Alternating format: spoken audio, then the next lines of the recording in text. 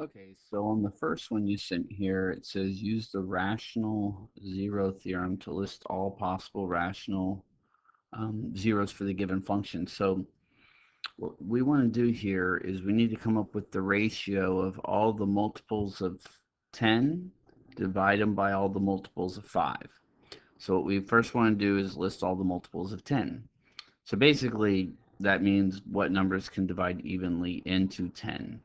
And that would be positive and negative 1 would divide into 10. So would positive and negative 2, 5, and 10. All those numbers divide evenly into 10. Then we'll do the same thing for 5. What numbers divide evenly into 5? That'd be a 1, and then that would be a 5. Now what you have to do is you need to list all the combinations of this. So we'll start with the 1 first. We'll divide them all by 1 and negative 1. And whenever you have that, that just causes a repeat of the numerator. So you're going to have a repeat of all the top values. So positive and negative 1, 2, 5, and 10. Then we'll do the same thing, but with the 5 now. So 1 over 5 and 1 over negative 5. So you'll have positive and negative 1/5. Then 2 over 5. So that would be positive and negative 2/5. And then 5 over 5 is 1. And so that one's already there, so you don't have to do it again. And then 10 over 5 is a 2, which is already there. So you don't have to worry about listing that one. So that looks like that narrows this down to A right there. And so that's just doing the possible rational zero theorem. And what that does is gives us a list of possible values that will make the function equal 0. Most of them won't, but there might be one or two that might work. So, but they're not going to ask you to do that on this problem. The other one you sent me, they do want you to go a step further and they want you to actually solve it after you do this first part. So we're going to do the same thing again right here. So I'm going to list all the possible values that can divide into 63 on top. So positive and negative 1. And then I believe 3 would go into there. And then let's see. Eight. I think 7, yeah, 7. So positive and negative 7. Positive and negative 9. Let's see, any other kind of crazy ones? Let's see, 21, positive, negative 21, and then positive and negative 63. So all those numbers I listed right there could divide evenly into that value 63. Now we'll list all the numbers that divide evenly into 5. So plus and minus 1 and plus and minus 5. So once again, the plus or minus 1 that you're going to come up with all those combinations just gives you a repeat of the top. So that means I can cancel out A and D because it doesn't have those first set right there. Now it's a matter of figuring out the back end, what should be there. So now you have to divide them all by 5 and negative 5. And so let's see what that gives us. So it would give us a positive and negative 1/5, positive and negative 3/5, positive and negative 7/5, positive and negative 9/5, positive and negative 21/5, and then positive and negative 63/5. So let's see which one has all those. Looks like, yeah, let's see, there's the 1/5, 3/5, 7/5, 9/5, 21. Yeah, so it's going to have to be C.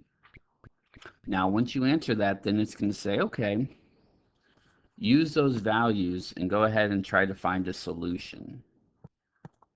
So what you would typically do is I would just start, right here and try 1 and negative 1 and then 3 and negative 3. And so just to not draw this out too long, I know 1 and negative 1 don't work. You wouldn't probably know that and you'd want to try them. But I'm going to go ahead and skip to 3. So I'm going to try 3. Now we're going to do synthetic division. So I'm going to write out all the coefficients here, and I should get a remainder of 0. So let's see. We got a 5, -7, -45, and then a 63. So we drop the first number, multiply, put that value here, add going down, so let's see, that's going to be an 8. Multiply, it's 24. Add going down, that's going to be a -21. Multiply, that gives me -63. Add going down, that gives me 0. So essentially what I've done is the quotient is you're going to reinsert your variables, but we'll drop it down. So we're going to have a 5x squared, we'll have a plus 8x, and then we'll have a minus 21. And then my solution 3, that's going to be what you'll put for part B when you're doing your homework. There's other possible answers besides 3, but that's the one we found, because we're gonna get 3 answers for part C in a second. For part C, we're gonna list all the correct answers. But anyways, so 3 is my solution. So that as a factor would be written as x minus 3. And so see, we're trying to figure out what makes this equal 0. And so that's what synthetic division does. It's basically you're substituting 3 into the function, and we found out that I get a 0 in return, so we know that that makes the equation equal 0. So the point I guess I'm trying to make is that basically we factored this. We just factored this polynomial into this trinomial and then this binomial. So you already know the answer to this one is 3, x equals 3. But now you have to figure out the rest of them. Now, it's up to you. You can do factoring. Some of these will be factorable and some of them won't be, actually. So if you're comfortable with the quadratic formula, you can jump straight to the quadratic formula if you like. If you like factoring, then you can go ahead and do your factoring. I'm assuming you kind of do where you multiply the edges and break it down. Okay. So if you want to do that, that's fine. Or you can do the quadratic formula. But I'll go ahead and stop there. But when you put your final answer, and don't forget about 3, you found 3, but you're going to find 2 more answers. You're going to find 2 more answers, and you're going to get it from this. So either factor it, or go ahead and do the quadratic formula, the -b plus or minus the square root of b squared minus 4 AC, all divided by 2a. So it's up to you. It is factorable, but some of them won't be. Some of them won't be factorable, so just kind of look out for that. But yeah, hope that helps.